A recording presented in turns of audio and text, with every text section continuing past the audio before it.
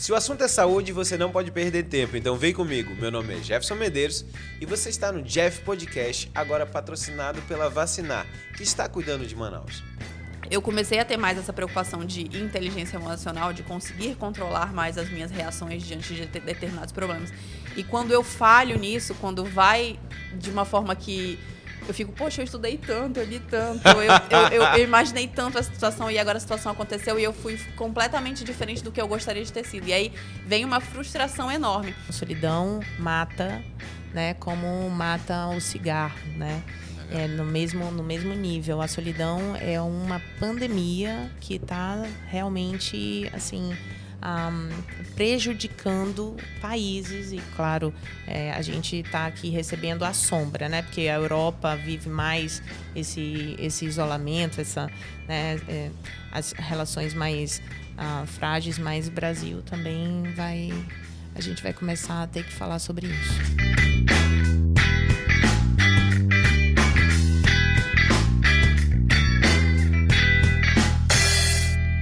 Vamos lá, pessoal, no Jeff Podcast de hoje, a gente vai falar sobre saúde mental. Como é que está a sua saúde mental? Eu sei que 2022 foi muito difícil. As pessoas estavam fazendo com que tudo aquilo que a gente já passou da pandemia melhorasse, organizar. As pessoas tiveram dificuldade muito grande de lidar com tudo isso. E no Jeff Podcast de hoje, de número 57, eu queria que, antes de mais nada, vocês fossem se inscrever, passa para os seus amigos. A meta, lembra que eu falei sobre meta? A meta desse ano é chegar pelo menos a 5.000 inscritos. Segundo o Márcio Braga, dono do Hub 92, disse que quando a gente chegar na meta, a gente dobra a meta para a gente chegar a 10.000 até o final do ano. Então, eu quero que vocês se inscrevam, ative o sininho, faz tudo direitinho, curte e compartilha. E se vocês quiserem também me seguir, @Dr. Jefferson Medeiros, redes sociais, TikTok e o Instagram. Hoje as entrevistadas de peso, tá? Mas todo mundo mantendo o peso normal, né? Por favor. Qualidade de vida e saúde, né? Então, a entrevistada de hoje, voltando a segunda vez, Maíra, não sei se você sabe, mas na terceira vez você já pode pedir música. É que nem o Fantástico aqui, né? A gente já maravilha. bota já direitinho. Maíra Mendes, que é psicóloga, pós-doc em saúde, também atua com PNL. Seja muito bem-vinda de volta, né, Maíra? Muito obrigada. Enfim, né? Conseguimos. Quase um ano depois. Quase um ano depois, Eu né, espero Maíra? que a terceira vez não demore mais um ano, ok? Maíra, Muito feliz. importante falar para as pessoas que você é minha psicóloga. Aqui não é para tentar batimento de consulta, né? Que às vezes a gente pode... Se bem que a gente podia, né? A Ludmila vai me ensinar isso, porque de repente a gente começa a fazer... Como é que a gente fala? De permuta, né? Vai que... fica no ar aí. Vai que a gente pode fazer permuta. A minha outra entrevistada, Ludmila Queiroz, que é apresentadora... Foi apresentadora do The Box Magazine, fez Boi Bumbá também, não foi? Também, Cara, deve ser maravilhoso, anos. Né, cara? Sensacional.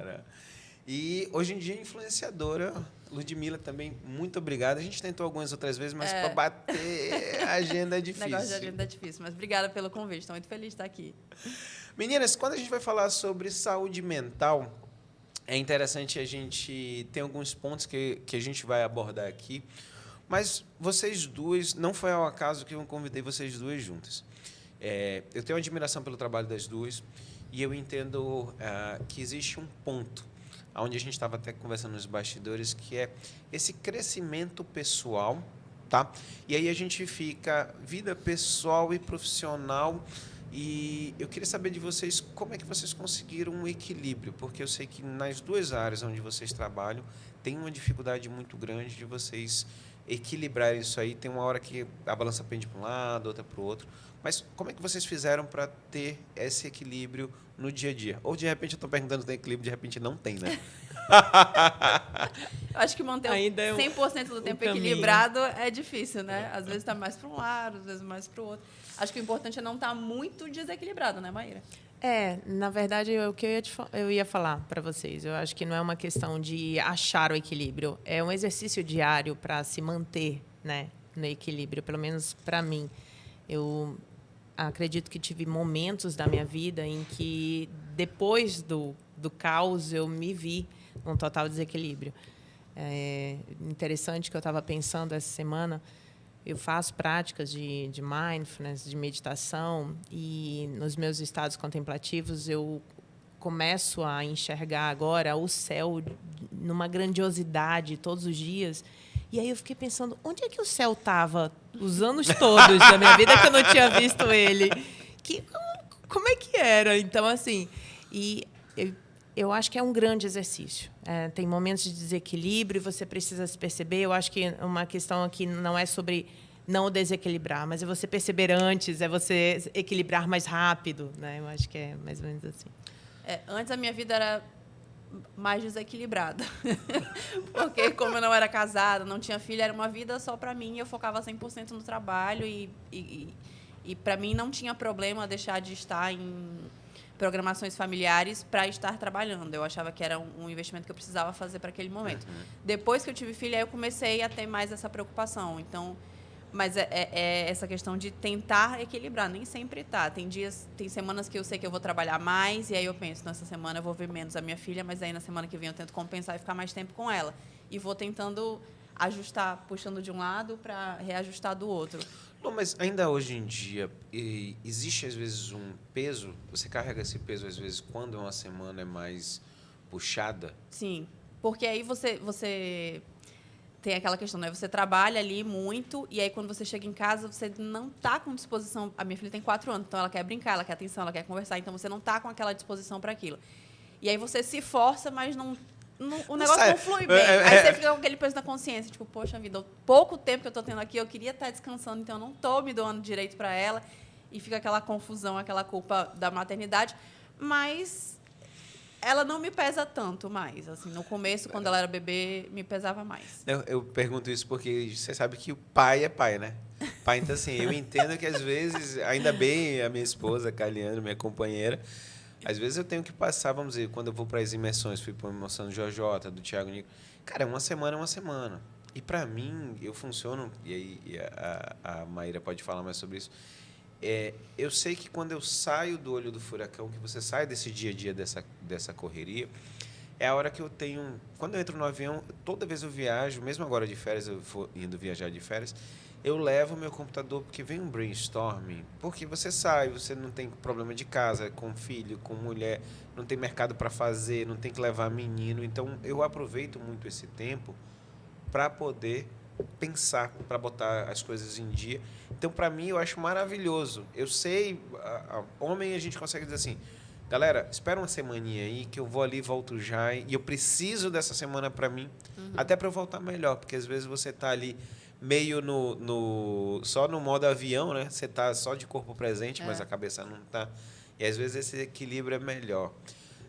Maíra, eu perguntei também para ti, porque assim, a Maíra é o seguinte, Lu, a gente está conversando com ela aqui, tu aproveita que de repente ela está na Austrália, vai ali fazer um doutorado, ou vai para Portugal fazer um pós-doc. Então, assim, a minha amizade, trabalho com a Maíra, ela é pontual, entendeu? Porque de repente ela está aqui, não está mais. Entendi. Então, quando é que quando você vai para o doutorado, o teu pós-doc, que você tem que sair de tudo, como é que é a sua cabeça? Porque imaginar que você já tem uma relevância dentro aqui. Eu comecei o tratamento contigo, terapia contigo, vários amigos também estão contigo, mas quando você faz, até faz falta com a gente, né? Então, você deixa uma brecha aí. Como é que é o teu controle emocional exatamente para isso? Para saber que eu vou para algo maior, mas tem coisa que você deixa aqui. Como é que você faz? Olha, que pergunta maravilhosa essa. De fato, é um grande exercício. O que você falou de uma semana, eu acabo fazendo isso em um ano. 2 anos. Eu tenho essa necessidade, uma necessidade de sair um pouco do métier, sair um pouco dessa rotina para poder recarregar, reenergizar, conhecer. E eu percebi que é assim que eu venho evoluindo e crescendo, né? Acabei fazendo também minha formação, mestrado em São Paulo, então passei uns anos em São Paulo e depois fui, né, para fora do Brasil. E eu acho que é um pouco disso. Quando a gente está na rotina, a rotina é maravilhosa, porque a gente, né, cria disciplina, a gente consegue atingir metas, mas isso faz com que o nosso cérebro ele haja muito mais a nível inconsciente, ou seja, no modo automático, piloto automático, do que quando você se coloca no novo. No novo você tem que pensar, você tem que estar mais consciente de si, você tem que realmente criar novas formas de lidar, e principalmente quando a gente fala de cultura, né? Lidar com novas pessoas, tentar se entender e se conhecer nessa situação inusitada. Então, eu tento sempre negociar com a minha cabeça, né? Essas perdas ou esses rompimentos. E, claro, também achar o meio termo. Então, eu levei um monte de pacientes para o atendimento online em Portugal. Estava ali atendendo online, né? Muito. Também na Austrália, atendia de madrugada, porque era 15 horas de diferença. Né? Então, acabava ali negociando. Mas é sempre um grande desafio. Ô, Lu, tem uma coisa que eu admiro na TV, tá? E eu acho muito parecido com a gente da medicina, que é uma dedicação plena. Então, assim, eu estou na CBN Manaus, de vez em quando eu faço o Bom Dia Amazônia, quando o pessoal me chama, e eu vejo, cara, que acordar muito cedo, entra, o horário para sair não tem, quer dizer, tem um pré-fixado, mas como você falou antes aqui, existem matérias que você tem que fazer externo, tem muito isso aí. Mas quando a gente vai falar sobre esse assunto, você acha que acaba que quando a gente se apaixona, que eu vejo o pessoal da TV, você como apresentadora, a gente acha que amar o que faz que não é trabalho, mas isso adoece, não é isso? Se tiver aquele desequilíbrio, né? Durante muito tempo eu vivia só para o trabalho mesmo, assim, não tinha nada além disso, nem de questão de qualidade de vida. E naquela idade, naquela fase, eu achava que era importante me permitir, porque eu sabia que no futuro me daria frutos. Mas a longo prazo, as pessoas vão estabelecendo novos limites. Assim, ainda que a pessoa continue para sempre na TV, ela vai abrindo mão de alguns outros trabalhos para poder ter um pouco mais de qualidade de vida, porque eu acho que, a longo prazo, ninguém aguenta. Tanto que hoje a gente tem visto assim, grandes nomes nacionais do jornalismo, telejornalismo, abrindo mão, né, de estar na principal emissora do país para estar numa outra emissora, ou porque ganha mais, ou porque vai ter mais qualidade de vida, porque vai estar mais perto da família. Vários correspondentes que desistem de estar naquele ponto onde todos os jornalistas almejam para voltar, para estar presente com a família, para poder, enfim, começar um relacionamento, para poder finalmente parar para ter filho. Então, tem todas essas questões que as pessoas vão equilibrando assim. Mas, normalmente, quem trabalha com TV é muito apaixonado pelo que faz. Precisa ser. É uma cachaça, né? Maíra, é comum você chegar no seu consultório, essas pessoas que estão até num burnout, não se percebem porque, assim, mas eu amo o que eu faço. É comum? Muito, muito comum. As pessoas acham que síndrome de burnout não tem... para você ter burnout, você não ama o que você faz, né? Então, eu tô com dor de cabeça, mas é por causa do travesseiro. eu tô, né, me sentindo mal, mas é por causa do coração. Deixa eu ir atrás disso, né? Então, as pessoas não se percebem. E mais, Jefferson, Ludmila, às vezes a pessoa chega por uma outra demanda, por exemplo, um problema no casamento, ou a depressão, não burnout, e aí a gente vê, no fundo, que existe um vício no trabalho, né? E que isso gera todo o desequilíbrio. Gente, aqui o Jefferson, médico, a gente sabe que a mente e o corpo, eles funcionam pela lei do equilíbrio, da homeostase, não tem jeito. Sim. Né? E isso precisa ser refletido também na nossa vida.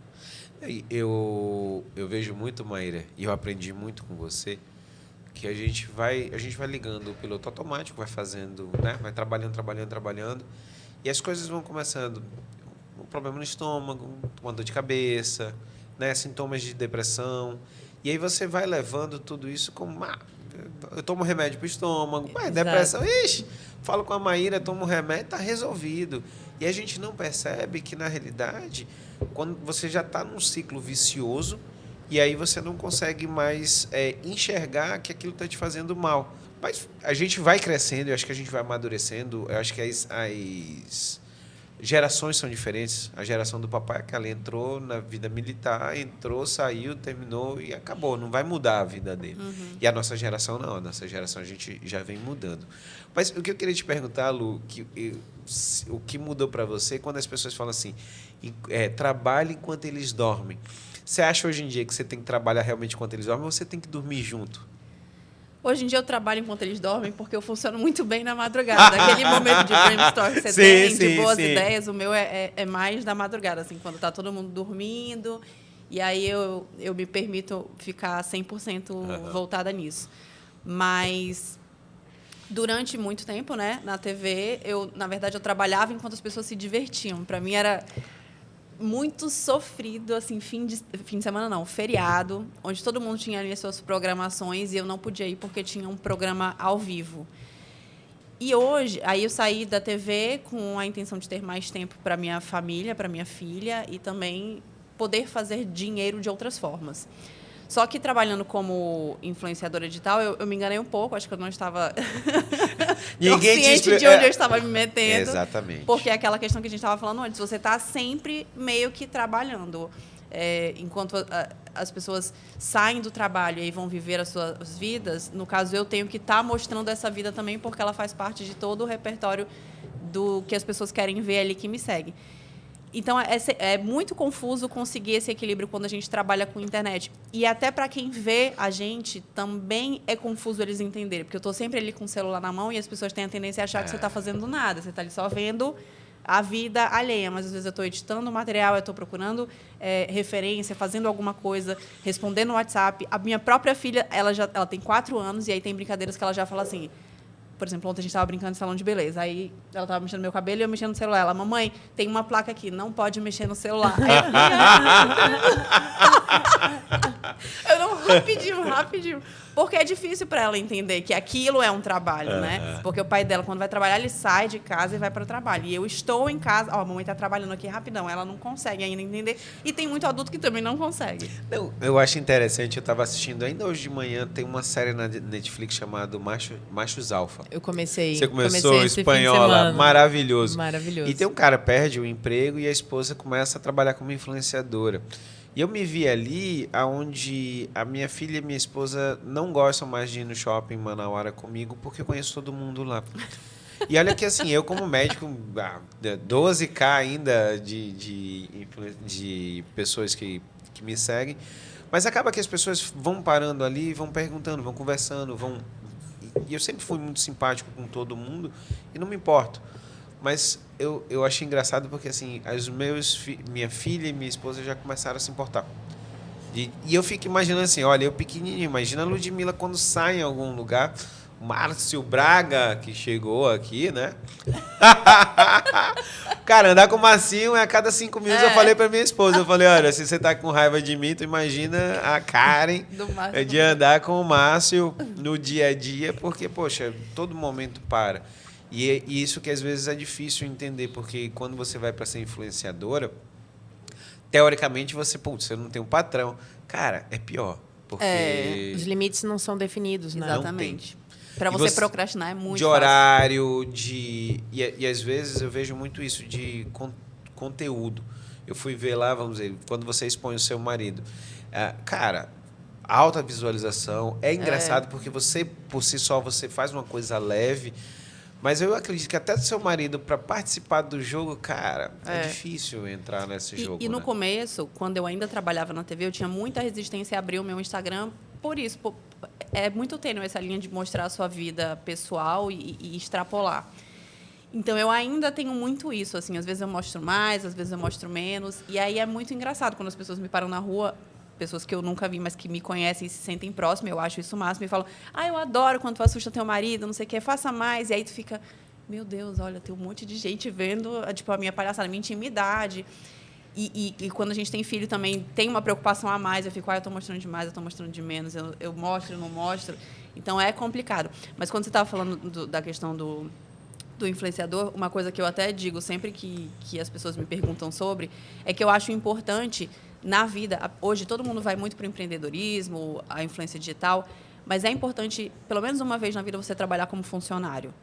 para entender melhor como funciona esse jogo, assim, porque quando você começa com um negócio muito livre, de não ter limite, não ter hora, não ter um patrão, é muito fácil você se perder no meio do caminho. Então, eu acho que você entender esse processo de como é ser funcionário, de trabalhar numa empresa, de ter carteira assinada, de ter um horário para entrar, de um horário para sair, é importante para você dar seguimento em qualquer área que você vai seguir autônomo. Eu tava lembrando essa história de expor, né? Eu sempre... O Juju e o Vini tem um vídeo de Natal, que não assistiu, dá uma olhada lá. Cara, ele fala normal. Ele fala bem na frente da câmera. Ele não tem timidez.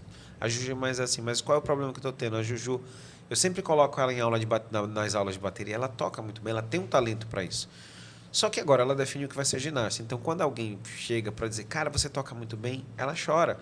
Porque ela quer que as pessoas agora vejam ela como ginasta. Ela já está em outro patamar, então ela não quer mais que ser vista mais como baterista. Então, a gente tem que definir. Pessoal, quem está me acompanhando agora, a gente vai mudar o nicho dela, vamos redefinir para ela poder ir.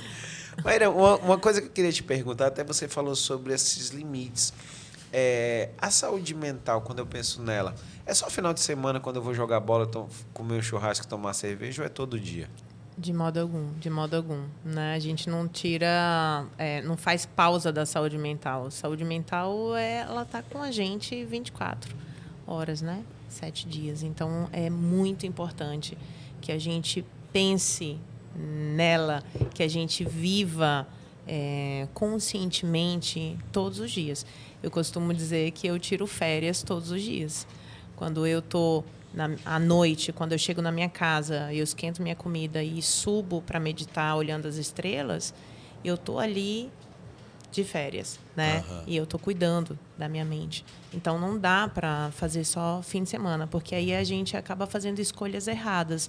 Já tem tantas emoções sentidas, reprimidas, não vividas ao longo da semana, que fim de semana eu vou fazer o quê? Eu vou comer mais, eu vou beber mais, eu vou, né, só dormir. Então, são escolhas, são estratégias de regulação emocional, mas são estratégias disfuncionais. Uma coisa, Lu, eu ia te perguntar, o que você faz no dia a dia para você tentar ter uma saúde mental? Porque eu imagino que você já começa o dia, primeiro é pegar o celular. Isso é um vício horrível, né? Mas quais são os seus canais de fuga quando você tem... Pois você, diariamente, você não tem tenho. isso? Então, preciso. E consulta. essa questão... Eu conheço uma psicóloga, cara, maravilhosa. Né? Depois eu te passo o número dela. Essa questão de não pegar o celular quando acorda, tipo, a minha meta de toda semana, de começar a segunda-feira, a primeira coisa que eu vou fazer, eu não vou pegar o celular, eu vou fazer as coisas que eu tenho que fazer, depois eu pego o celular. Mas é muito automático. E aí, às vezes, eu deixo o celular longe, eu fico, não vou pegar. Sabe aquela coisa de viciado? Sim, não vou pegar. E sim. peguei, puta... Aí você fica se culpando depois, tá vendo? Já começa o dia toda ansiosa, porque aí já tem 1000 coisas, já fica pensando em tudo que tem que fazer, responder. Então, eu ainda não tenho esse momento, assim, de cuidar da minha saúde mental durante Eu te perguntei, eu ouvi outro dia, Maíra, uma pessoa falando sobre isso. Você escova os dentes todo dia, você toma banho todo dia, você faz coisas todo dia e, às vezes, a gente esquece que a saúde mental ela tem que ser diária. Sim. Então, assim, para mim veio na forma do esporte, como eu faço esporte todo dia, então é o momento onde eu me conecto. Então, assim, a corrida, eu tô ali pensando na vida, a natação, o ciclismo. Então, todo momento que eu estou treinando é um momento meu. E, principalmente, eu acho que eu já te falei sobre isso, a natação, para mim, é uma coisa... eu entro no estágio alfa, onde você não ouve nem barulho. Você está só na piscina, só abraçada. E eu consigo resolver tantos problemas. Olha só, fica a dica, hashtag fica a dica, tá? Eu resolvo tantos problemas na minha cabeça porque eu estou sozinho comigo mesmo. Não vou mentir. Por muito tempo eu achei que estar sozinho comigo mesmo não era legal. E aí você foge desse momento sozinho. Hoje em dia eu queria ter mais momentos sozinho, mas quem tem 2 filhos...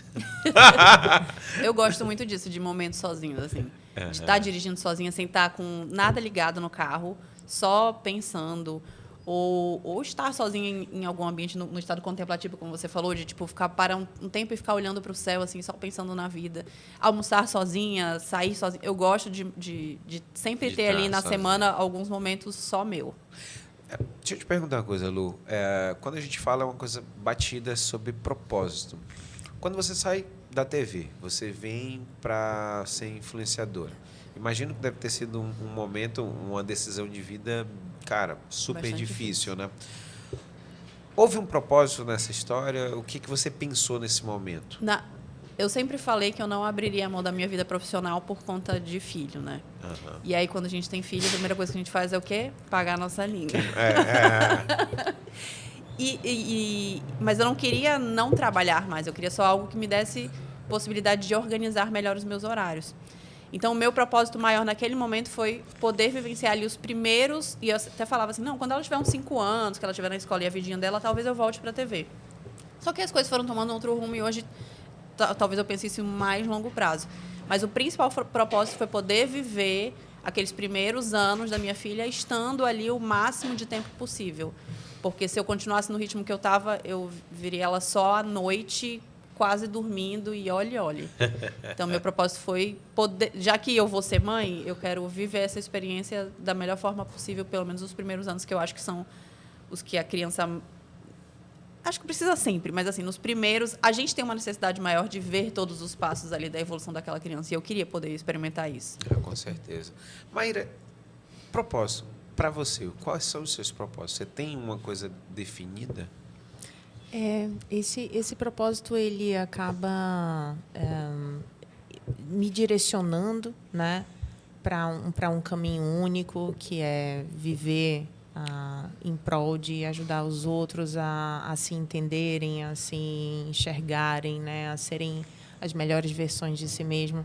E aí, o que eu vou fazer, os meus objetivos, eles vão mudando. Sim. Os projetos vão aparecendo para que isso aconteça. Então, eu só queria pegar um gancho do que você falou sobre a saúde mental ser todos os dias. No meu programa, quem puder também seguir lá a Mente Ativa Saúde em Dia, no sábado, a gente estava falando sobre regulação emocional, e as pessoas têm uma ideia de que algumas atividades, algumas áreas da nossa vida são isentas de emoção, quando que isso não existe, né? Então, se eu estou usando o meu raciocínio para trabalhar, para estudar, isso não tem a ver com emoção. Não tem como separar uma coisa da outra. Sim. Né? Por que muitas crianças hoje em dia ou adolescentes estão tendo desempenho escolar ruim? Porque a motivação está fragilizada, porque o interesse está fragilizado, o emocional está fragilizado. Né? Por que no trabalho também muitas pessoas acabam tomando decisões erradas e se relacionando de uma forma, né, disfuncional, desregulada? Porque elas não estão conscientes dessas emoções. Então, tudo tem a ver com a emoção e a gente precisa se conectar, né, com ela. Essa conexão. Faz pouco tempo que eu comecei a fazer yoga e eu até fui falar, eu trouxe a minha professora aqui para a gente falar sobre medicina chinesa e ayurvédica. E eu falando assim, besteira, né? A gente está começando, fala assim, poxa, é legal, porque eu faço a Yoga Nidra, finalzinho, sexta-feira, finalzinho, 6 horas da tarde, que é para eu esquecer dos meus problemas. Ela falou assim, não é esquecer. Você pega seu problema, você bota do tamanho que ele é e você guarda ele na caixa. Eu falei, cara, eu achei isso bonito. Mais uma dica. Hoje a gente... Depois eu vou te dar um papel e uma caneta, Ludmila. Você vai chegar aqui... Eu acho o máximo yoga, tenho vontade de fazer. Porque exatamente o equilíbrio. E às vezes, principalmente para mim, sexta-feira à tarde, cara, terminou a semana. E é normal a gente ter um monte de coisa que você vai pensando que você tem que fazer. Eu falo assim, cara, mas já acabou, é sábado, sextou, vamos... vamos aproveitar e vamos voltar para o nosso nicho, né?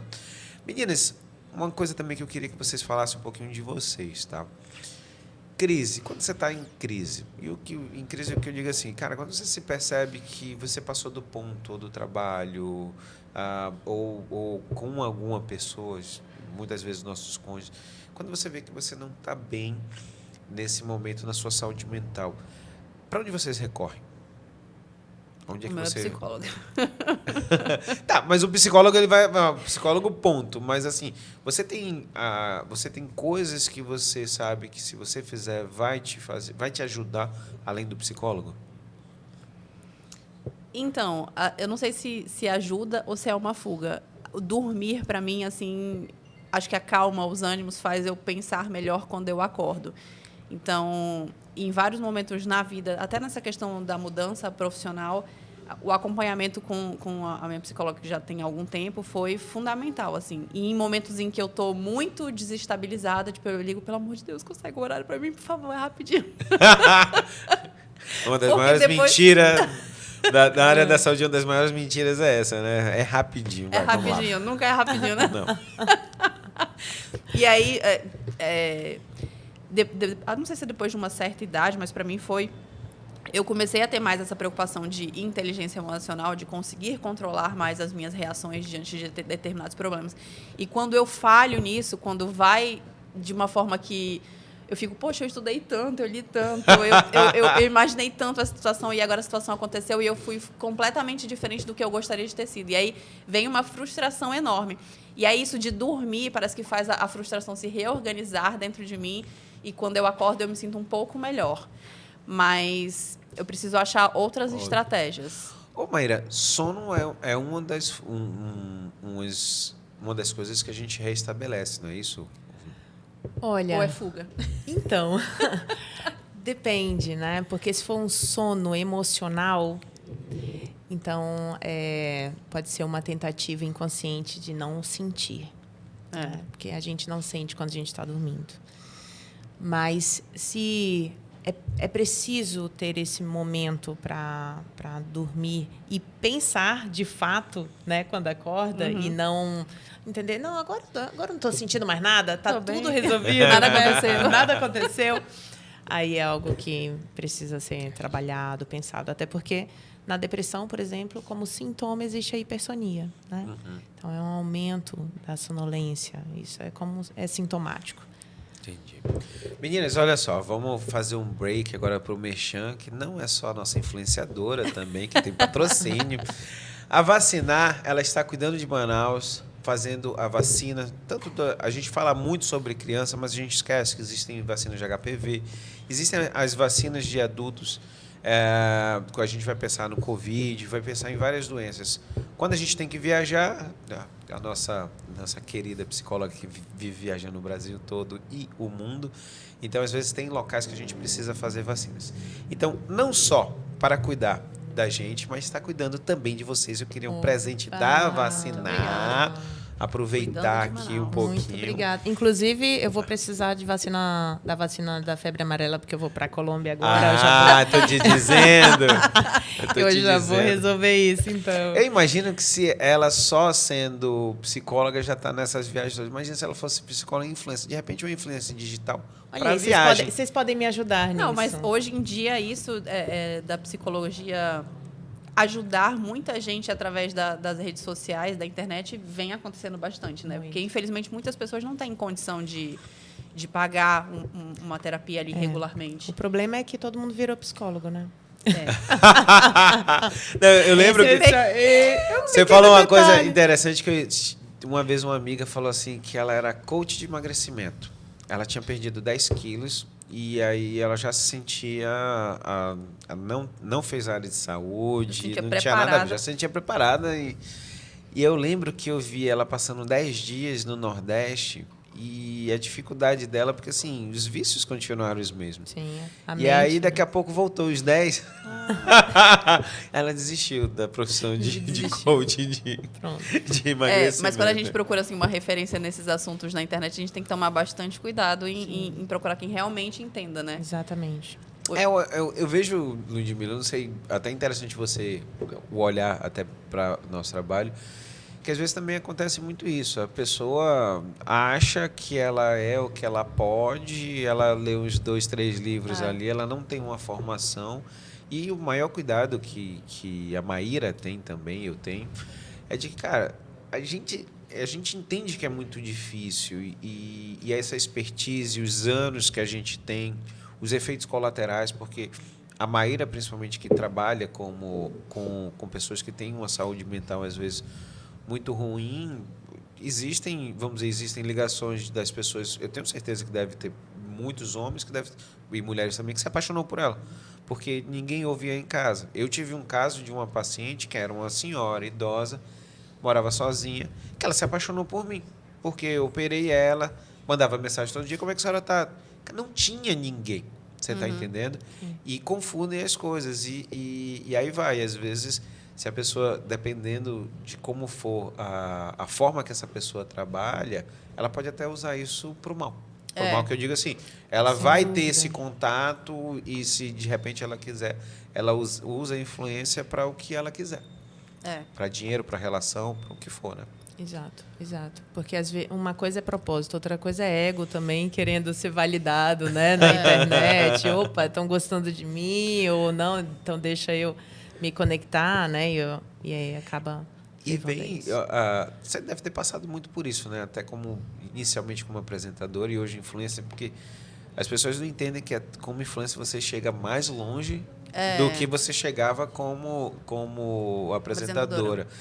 E na tua cabeça, quando você começou lá, como é que foi lidar com isso? Porque eu imagino que você era cortejada por vários homens, mulheres, e é uma coisa que você fica perdido, né? Assim, eu sempre fui muito tímida. Ainda sou, né? Mas a questão do trabalho com a TV, ainda que eu tivesse um alcance enorme, era eu, a câmera, no máximo ali os meus colegas de trabalho e ponto. O contato que eu tinha, às vezes, era muito esporádico. Quando eu ia em shopping, assim, as pessoas falavam mais. Mas aí na internet a coisa fica muito mais próxima e também eles ficam muito mais dentro da minha vida, da minha realidade. Então eu tinha, como eu falei, né, essa questão da vergonha, do medo, do que mostrar, como mostrar. Será que as pessoas como as pessoas vão interpretar isso? Mas graças a Deus as pessoas que me seguem, assim, elas são muito respeitosas. Mesmo antes, quando eu era solteira, quando acontecia era de forma muito respeitosa, assim, nunca teve nada que me incomodasse tanto. Mas eu sempre tenho aquela preocupação de não mostrar demais. Não vou mostrar meu corpo demais, não vou mostrar minha intimidade demais, não vou mostrar o corpo do meu marido e da minha filha demais, porque a gente sabe que, infelizmente, existe muita gente maldosa que pode usar de qualquer forma o que a gente mostra ou se sentir íntimo demais também. Maíra, eu vejo que nas redes sociais a gente até sempre conversa muito com isso, que a Maíra tem um grande potencial, ainda não... Eu acho que um bate-papo, nós três juntos, um dia... A gente tira a Maíra um pouquinho da caixinha. Mas como é seu posicionamento? Porque você é psicóloga, você trabalha com a saúde mental das pessoas e uma pessoa que ouve você, é muito fácil você virar a chave e achar que, de repente... A pessoa se apaixona por você porque você está cuidando dela como ninguém nunca cuidou. É um grande desafio. Talvez está aí a minha trava, né? Eu já recebi duas pacientes que vieram pelas redes sociais e na primeira sessão elas choraram porque estavam me conhecendo. Legal, legal. Então, assim, isso é um tanto quanto assustador, né? Eu realmente tenho muita preocupação no que eu vou dizer. Eu sei que o que eu vou dizer pode ter um impacto nas redes sociais. E em relação à terapia, a questão da transferência, isso realmente acontece. E eu vou falar uma coisa que pode soar esquisito, mas ela é super importante para o processo terapêutico. Sim. Então, é muito do manejo. Hoje em dia, depois de 13 anos de experiência, assim, com muitas horas de clínica, são 50 horas semanais de clínica, e eu tenho muita segurança de manejar a transferência do meu paciente. Então, é através dessa relação, uma relação de acolhimento, de vínculo, de escuta, que eu vou ajudar o meu paciente a ressignificar a ideia que ele tem de si mesmo e que ele tem dele no mundo, né? Mas para isso é muito desafiador o manejo. Então muitos psicólogos acabam se perdendo nisso. Tem psicólogos que realmente ficam amigos, né, dos pacientes, que ficam tomando chopp, né? Sim, eu entendo. Com o paciente. Isso é muito complicado. Aí já é um limite que...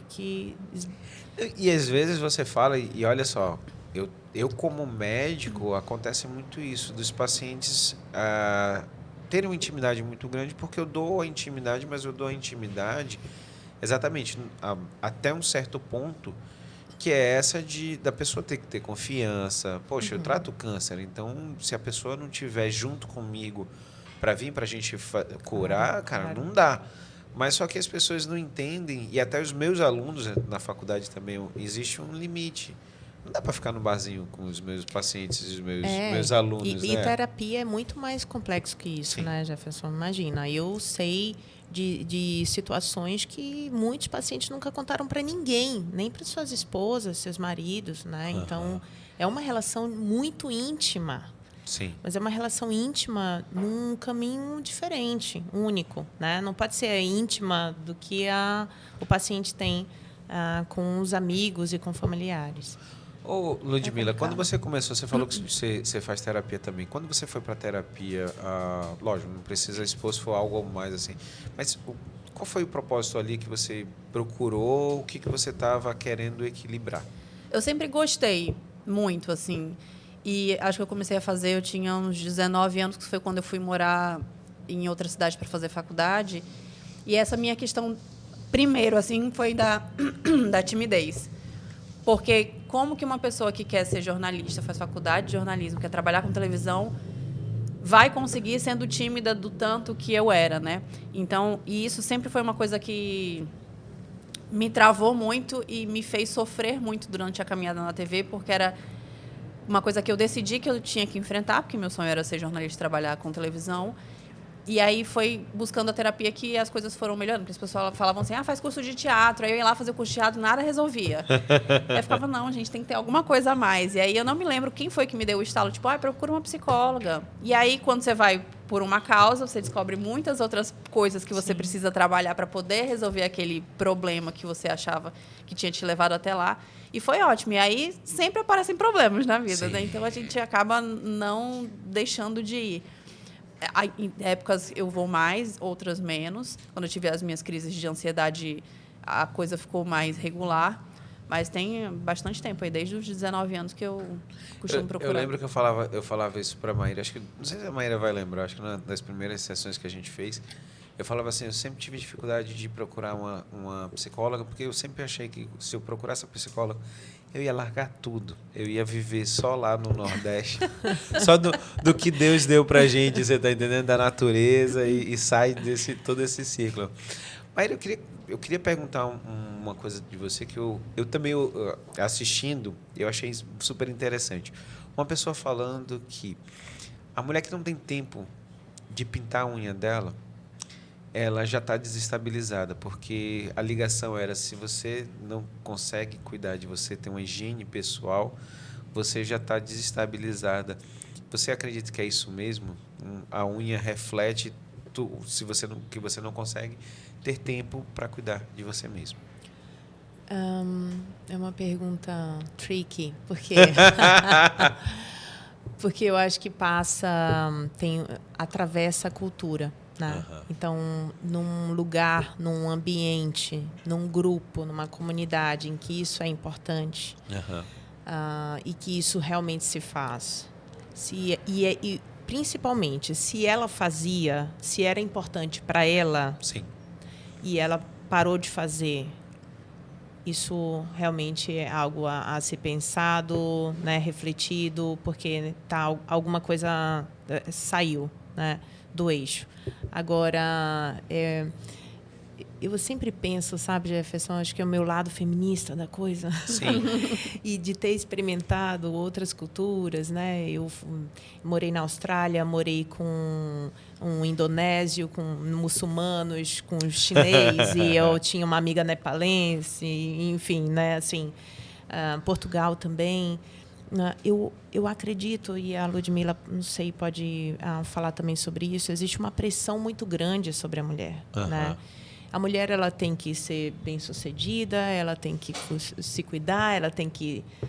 ok, agora você foi bem-sucedida, e aí?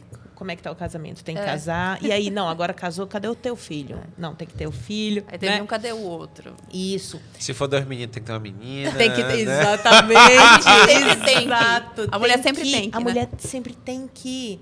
E, às vezes, o conflito que chega no meu consultório não é um conflito dela, é um conflito do meio dela. Entendi. É um conflito dos outros, né? Ela está super tranquila, ela não quer ser vaidosa.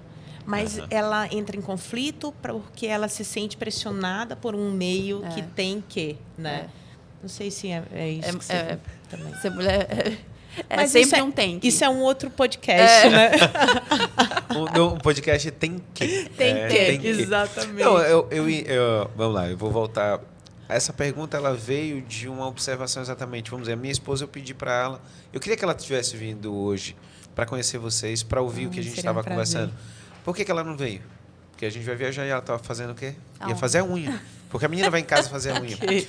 Mas aí, naquele momento que eu ia retrucar, eu sei o quanto importante para ela é fazer. Então não é uma coisa que é... Mas eu vejo que quando ela passava de 1 a 2 semanas que ela não tinha tempo para fazer a unha, o problema não era a unha. O problema é que ela estava deixando de cuidar dela. Que é a mesma coisa que deixa de fazer o pilates, que é a mesma coisa que deixa de fazer outras coisas. Então, assim, eu entendo que quando você vai largando a mão de você e ela começa pelo pequeno detalhe, que às vezes pode ser inicialmente o deixar de fazer a unha. Para algumas é deixar de fazer a unha, para outras é a sobrancelha, o cabelo, ou não deixar ir de ir para academia, exatamente, ou deixar de sair com os amigos, né? Eu acho. Não, o interessante é a gente entender que existem pontos chaves que as pessoas vão fazendo. A gente estava conversando antes de você até chegar, Ludmila. Exatamente assim, o esporte me conecta tanto que às vezes quando eu não estou muito bem, a minha esposa fala assim, vai correr, vai. E ela, quando eu trouxe ela para o esporte, era interessante que às vezes eu chegava em casa tipo 6 da tarde, aí eu chego em casa, abro a porta, ela não tá, e quando eu olho, ela tá lá embaixo nadando. Eu falei, ih, deu ruim. Mas graças a Deus ela já está resolvendo também. Nem para mim vai sobrar, né? Tempo de lazer ou tempo com família. Como é que vocês administram isso e o quanto é importante para vocês na saúde mental? Então, eu até queria falar que quando eu estou em crise, né, a Ludmila falou, eu percebo que eu estou muito no sofá. Quando eu estou muito no sofá, eu estou muito na Netflix, eu me pego assim, cara, o que está acontecendo? Maíra, vamos conversar aqui, vamos conversar, o que está rolando aí dentro, né? A minha tentativa, né, de equilíbrio é sempre ter pequenos momentos mais de qualidade, né? Então, quando eu estou com a minha família, quando eu estou com a minha sobrinha, eu não estou com mais nada, né? Eu procuro não estar com mais nada na minha cabeça, eu não estou com meu celular, eu estou com a minha sobrinha, eu estou com a minha família, minha irmã, né, meus pais. É a mesma coisa desses pequenos momentos diários, né? São realmente pequenos, mas eles são intensos, eles são plenos. Eu acho que é por aí que eu tento me equilibrar. O meu são momentos, normalmente com pessoas, assim. Eu acho que depois da pandemia, que a gente ficou mais recluso e percebeu a falta que aquela coisa corriqueira fazia, depois, quando as coisas começaram a voltar ao normal, eu sempre, pelo menos uma vez por mês, sei lá, reúno com as amigas para a gente tomar um café, só para conversar, falar uma da vida da outra, saber como é que tá. E aí, ter um dia para sair para jantar com os meus pais, ou passar uma noite lá na casa deles, só nós três, como fazíamos antigamente. Então, para mim, são esses momentos, assim, ter um momento com meu marido, vamos sair para jantar, só nós dois, e nada de pegar no celular, prestando atenção, conversando. Olho no olho. Exatamente. Então, isso, para mim, se tornou muito importante, assim, ter um momento meu com... E ali eu me conecto com versões minhas, né? Porque quando a gente... Depois da maternidade, a gente fica meio confusa. Quem eu sou? Eu sou sua mãe? Eu sou filha ainda? Eu sou mulher? Eu sou amiga? Quem que eu sou? Então, eu gosto desses momentos porque ali com os meus pais eu me conecto com a Ludmila filha, legal. Com as minhas amigas, a Ludmila, que às vezes eu sinto saudade de... Volta à essência, né? De não ter algumas preocupações e tenho amigas solteiras que não têm filho, então gosto de viver, de saber da vivência delas, porque ali eu vivo um pouco junto, e aí com as outras que são mães, porque a gente compartilha da maternidade. Então, para mim, esses momentos com determinadas pessoas são muito importantes e eu faço muita questão de tê-los. Legal. Uma coisa interessante, eu tenho um grupo de amigos de faculdade que a gente almoça toda semana juntos. Eu acho isso muito legal. Cara, e você estava falando, eu lembrei de uma coisa, porque assim, eu insisto muito com minha esposa que ela tenha isso. Cara, é tão legal quando ela volta de um almoço, de um café, de um jantar, Outro dia ela foi para elas saíram, foram para um local que depois dançaram. Cara, eu acho tão bacana porque, assim, ela volta bem, exatamente. Às vezes você acha que um problema que você tem que é só seu, e aí você senta com os amigos e você vê que, cara, tá, beleza. Ó, fica quieto que é mais um. Calma que você tá no meio do... Eu lembro muito bem de um amigo que ele vivia reclamando sabe aquelas coisas de casamento da esposa dele? E eu falei, cara, olha, toda semana eu almoço com meus amigos da faculdade, vai lá comigo. Aí ele chegou e falou assim, olha, só almoça, fica quieto, só ouve. Só escuta. Cara, todo mundo reclamando da mesma coisa que ele reclamava. Aí ele saiu e falou, poxa, cara, é assim. Eu falei, olha, isso é mais um. Então, essa conexão, e tem um livro é uma enfermeira americana, que ela fala sobre os 5 arrependimentos, maiores arrependimentos nos pacientes. Ela toma conta de pacientes paliativos, quer dizer, já está no final da vida, não tem mais o que fazer. E um dos que eles falam é exatamente isso, é dos amigos. A perda que foi, poxa, Sim. Porque é muito conexão. fácil você se afastar disso depois de uma certa idade, porque você tem trabalho, tem um monte de coisa para fazer e isso não é uma prioridade. Uhum. É se sobrar tempo, é difícil conseguir a agenda de todo mundo, então necessita de uma certa energia para você fazer acontecer. O quanto é importante os amigos, a amizade, Maíra, na saúde mental nossa? Demais, demais. A psicologia positiva, eu, inclusive, gosto muito, né, de pensar a saúde mental por esse viés. Psicologia positiva diz que existem alguns pilares, né, para o bem-estar subjetivo, bem-estar psicológico. Isso é científico, né? Muitos estudos mostram isso. E um deles é relacionamento. O PERMA, né?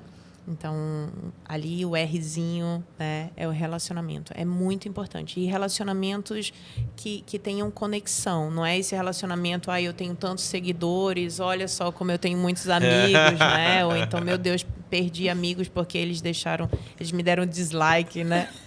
Eu não sei nem se é assim, me ajudem, eu follow, sei lá.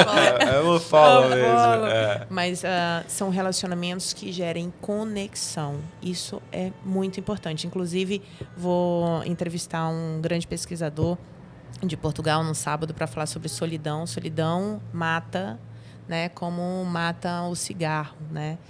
No mesmo nível. A solidão é uma pandemia que está realmente, assim, prejudicando países e, claro, a gente está aqui recebendo a sombra, né? Porque a Europa vive mais esse isolamento, né, as relações mais frágeis, mas o Brasil também a gente vai começar a ter que falar sobre isso.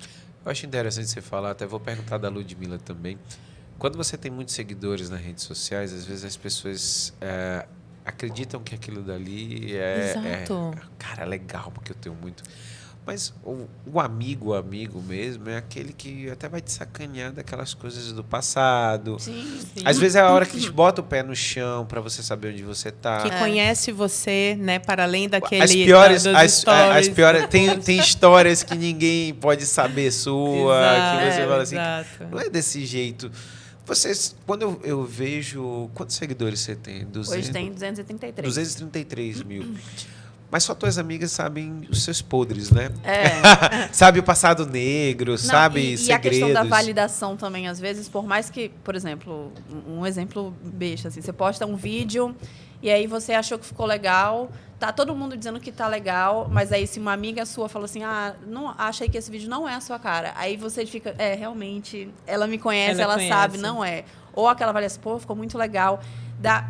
Por mais que, sei lá, tenha muitos likes, muita gente falando, quando aquela pessoa que é íntima, que sabe ali todo o seu processo, fala algo sobre positivo, tem um peso a mais também, né? Eu olhei meu celular aqui, até para dar uma dica, porque para você ter uma amizade, você precisa acessar uma coisa que está sendo muito evitada, que é a vulnerabilidade.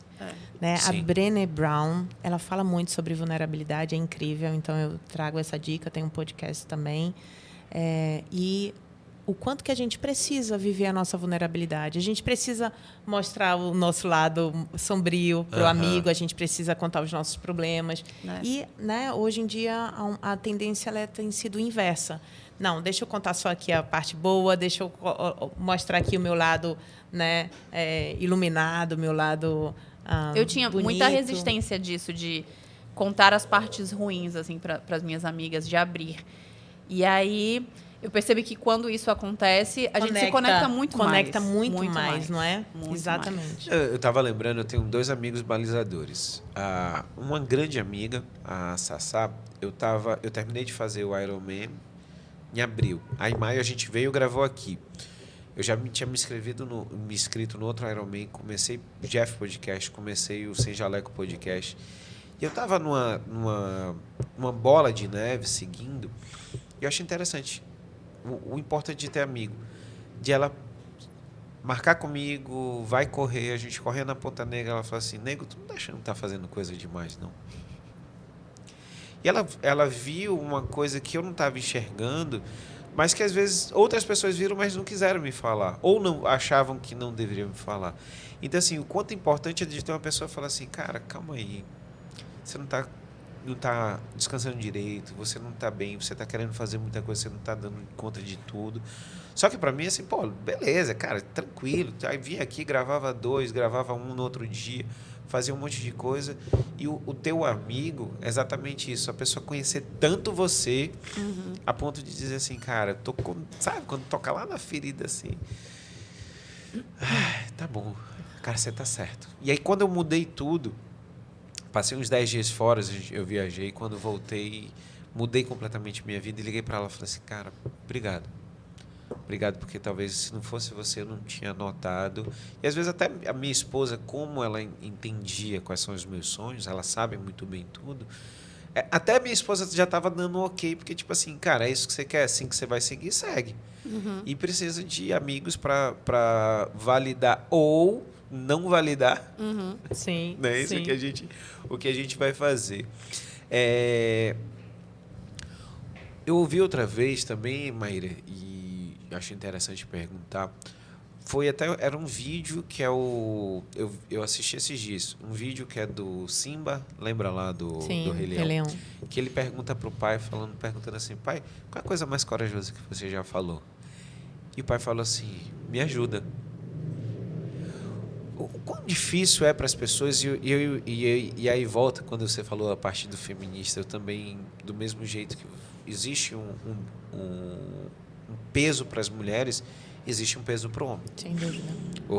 O machos alfa lá que a gente estava falando, né? O cara mostra muito isso. Sim. Porque é uma coisa que vem arraigada na gente. O homem não chora, Exato. o homem tem que estar na frente, o homem não pode ter mimimi, você está entendendo? O homem no psicólogo, quando eu falei para minha esposa que eu ia fazer terapia, ela falou assim, mas para quê? E não entende o que tem lá. Mas o Me Ajuda, cara, você acha que vem crescendo esse Me Ajuda? Principalmente, eu vou te perguntar muito, pela parte dos homens. Acho que sim, acredito que sim, isso é maravilhoso, né?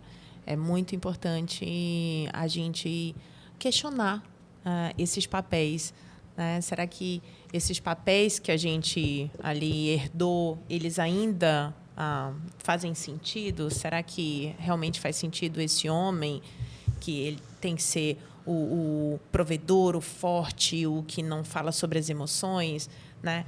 E até porque as mulheres elas estão tendo um movimento muito grande nisso, né, de se empoderarem. Então, é preciso a gente repensar modelos de relacionamento, inclusive, né? Porque para essa mulher, esse homem ele precisa ser sensível também. Sim. Né?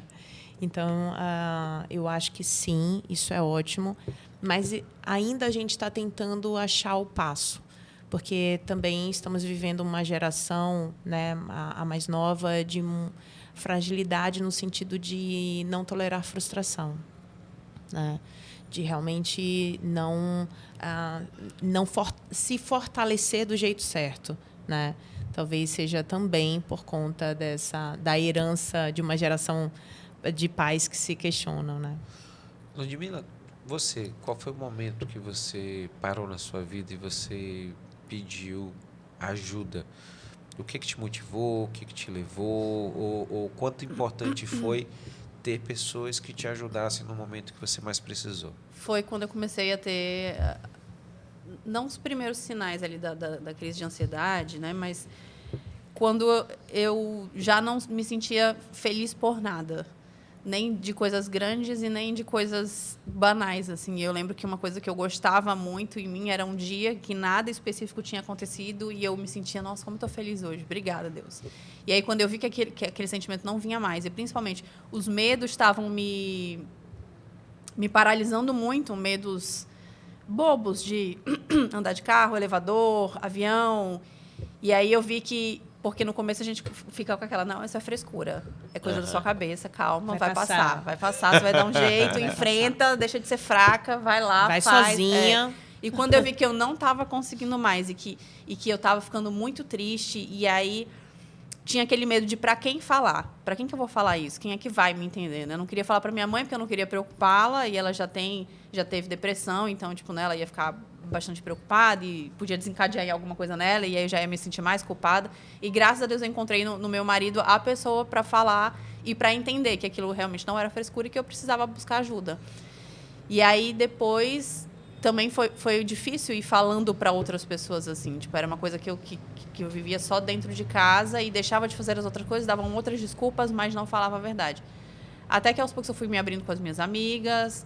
E aí depois eu me abri com os meus seguidores e foi algo que me conectou muito, porque era uma fase que acho que estava muita gente passando pelas mesmas coisas, e ver aquela pessoa que você acha que está ali sempre feliz passando por aquilo, você fica, olha, tá vendo? A vida dela não é tão perfeita, ela se aproxima de mim, ela também tem problemas como eu. Então, foi nesse momento que eu vi, eu não vou conseguir sozinho. Tipo, já tinha passado um ano e as coisas estavam só piorando. Eu falei, eu não vou conseguir sozinho, vou precisar de ajuda. E foi quando eu voltei para terapia e as coisas foram Não, e é difícil, fluindo. eu falo como homem, assim, a dificuldade que o homem tem, primeiro, de falar sobre os seus sentimentos. Eu vejo que quando a gente fala sobre empoderamento, dentro da medicina, a minha turma de faculdade já era assim, metade, homem e mulher, porque antigamente era mais homem.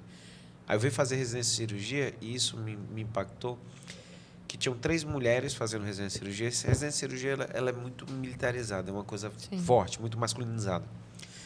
E eu lembro que uma mais antiga estava dando uma bronca na mais nova, a mais nova começou a chorar, ela falou assim, engole o choro, porque a gente está no meio de homem aqui, se vir você chorando, vai achar que você é fraca, e a gente não pode ser fraco. Só que tudo que estava acontecendo, quase eu chorava, e agradeci porque eu era homem que não precisava estar passando por aquilo dali. Sim. Entendeu? Sim. A gente não poder expor o sentimento é difícil, porque às vezes a gente se enclausura e a gente não quer dividir, e aí você vai piorando, porque quando você fala, né? E quando eu acho que é interessante, até volta nesse ciclo de amizade no almoço toda semana, que quando você se expõe, e aí todo mundo vai expondo muito, como são amigos, ali morre, mas ali te ajudam. Para dizer assim, cara, comigo foi assim mesmo. Todo mundo que chega com um filho novo, que fala, cara, meu filho vai nascer, ou nasceu o filho. Cara, existe todo um turbilhão onde a mulher vai estar ligada muito pro filho, onde não vai ter mais relações, aonde a mulher vai se virar para o bebê, e é um momento. E se o cara não entender na cabeça dele, então assim, quando vinha, o outro abraçava e falava assim, calma, Vai passar. isso aí passa, né? Então entenda. E assim, e o legal é porque a gente usava muito o contrário, para dizer assim, entenda sua esposa, entenda o momento, as coisas vão. E aí quando, vamos dizer, o menino começa a dormir mais, e a gente falava assim, cara, agora tu paga, contrata um babá, mas, pô, sexta-feira tenta sair com sua esposa, tenta jantar. Então, eu acho tão interessante a gente, hoje em dia, os homens também poderem falar sobre os sentimentos, porque você ganha, né? Sem Muito. dúvida. Você só tem a ganhar. Eu bato muito na tecla de que lidar com as emoções não é não sentir as emoções, não é fugir das emoções, não é pegar o teu racional e falar e refutar, né? E contrariar o pensamento que te deixa triste, com raiva. Não é isso. É, de fato, entender o que você sente e criar espaço. Eu adoro esse termo em inglês, né? Make room, assim.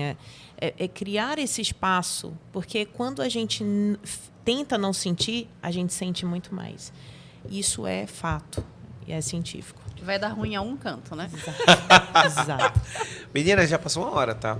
Vamos terminar o nosso podcast. Cara, eu achei maravilhoso, antes de tudo.